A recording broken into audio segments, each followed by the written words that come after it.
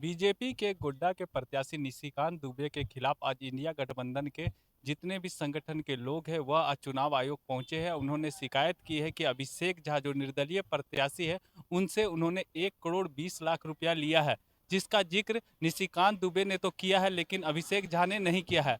इसे लेकर उन्होंने आज शिकायत किया। मौके पर क्या कुछ कहा, आइए आपको सुनाते हैं।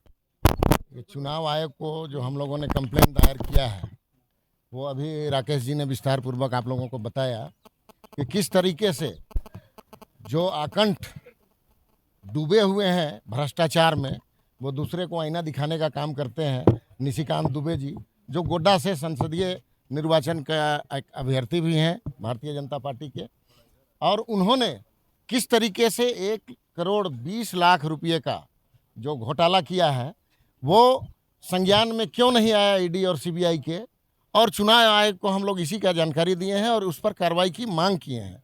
दूसरी तरफ पिछले दिनों हम लोग यहाँ पर आपके माध्यम से भी सबों को पता हुआ है कि 400 पार का नारा के साथ एक वोटर पहचान पत्र का जो आईडी का जो ये लोग पूरे झारखंड में पिछले दिनों जो 4 लोकसभा में चुनाव हुआ था उसमें इन लोगों ने इसको भारतीय फर्जी ये जमा करके और वोटरों को रिझाने का काम किया और वोटर चुनाव केंद्र जहाँ जहाँ है वहाँ पर देने का काम किया था।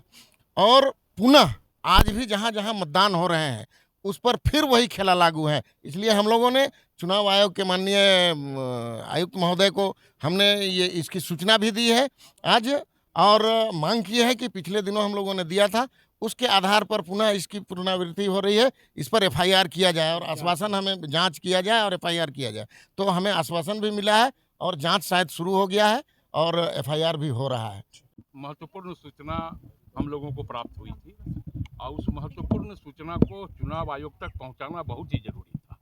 इसलिए आज कांग्रेस झारखंड मुक्ति मोर्चा के जिलाध्यक्ष मुश्ताक आलम जी, कांग्रेस के हमारे संगठन प्रभारी अमूल नीरज कल्को जी, मीडिया चेयरमैन सतीश पाल मुंजनी जी, हम लोगों ने तमाम लोगों ने आज चुनाव आयोग में आके यह कंप्लेंट दर्ज किया है कि गोड्डा के प्रत्याशी ने रुपये का फ्रॉड किया है अपने चुनावी घोषणा पत्र में।